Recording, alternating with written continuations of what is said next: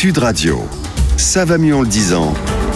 Jean Dorido. Bonjour Jean. Bonjour Jean-Marie, bonjour à tous. Docteur en psychologie, fondateur d'hypnoseparis.com. Jean, on va se poser une question très grave. Comment se fait-il que des gens arrivent à tomber amoureux de personnes qui n'existent pas? Deux drames à différentes échelles sont arrivés récemment. L'un est arrivé aux États-Unis. C'est un adolescent et une intelligence artificielle. Oui, exactement, Jean-Marie. Un adolescent de 14 ans avait pris l'habitude de converser avec une confidente numérique, une intelligence artificielle qui échangeait des messages avec lui.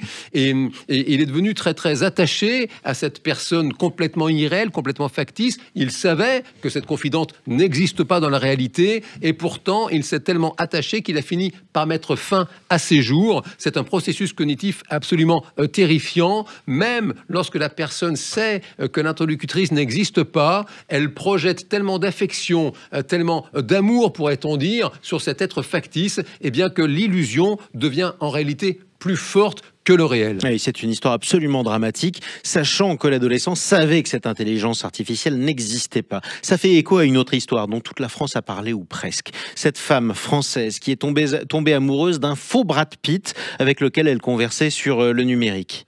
Oui, c'est exactement le même processus. On pourrait même dire que dans ce cas-là, il y a bien un personnage réel au départ, ce fameux comédien américain. Et Anne, qui n'est pas habituée des réseaux sociaux, elle croit converser avec lui. En réalité, bien sûr, ce sont des escrocs qui se cachent derrière le compte Instagram prétendument propriété de l'acteur. Et encore une fois, on retrouve ce biais cognitif terrible, le fameux « je crois ce que je vois ». Parce que Anne, elle voit les messages du comédien américain qui lui sont destinés, et elle voit que c'est bien le compte de l'acteur. Donc bien sûr, la supercherie qui est derrière, elle est invisible à ses yeux, elle ne se rend compte de rien. Écoutez ce qu'en dit un confrère de France Télévisions. Anne pense réellement entretenir une relation avec l'acteur. L'acteur de Seven commence alors à lui réclamer des sommes folles en lui disant que ses comptes sont bloqués à cause de sa séparation avec Angelina Jolie. S'il ne répond jamais à ses appels, il lui envoie de nombreux deepfakes, des montages de lui, malade.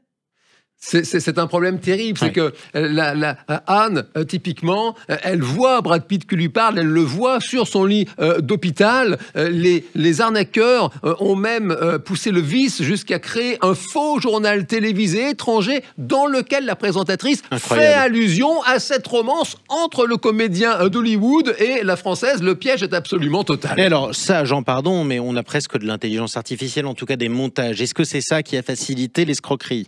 Alors bien sûr, ça facilite l'escroquerie. Encore une fois, je crois ce que je vois, c'est un biais absolument colossal. Les escrocs utilisent en plus la fragilité des personnes auxquelles ils s'en prennent. Anne, en l'occurrence, sortait d'un cancer, d'un divorce douloureux. L'adolescent américain de 14 ans était dépressif.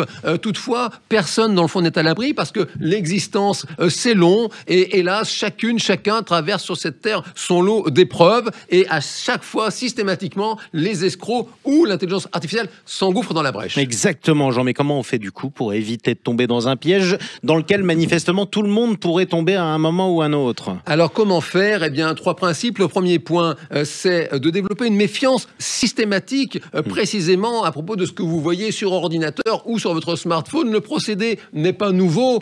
L'Union soviétique stalinienne était fait experte dans l'usage des photos truquées. Simplement, il faut bien mesurer qu'aujourd'hui, avec les progrès de l'intelligence artificielle, eh bien, vous pouvez voir des films entiers qui mettent en scène de vraies personnes et en réalité, tout est faux. C'est très, très difficile à détecter. Le deuxième point, Jean-Marie, c'est de vous souvenir de ce principe de projection.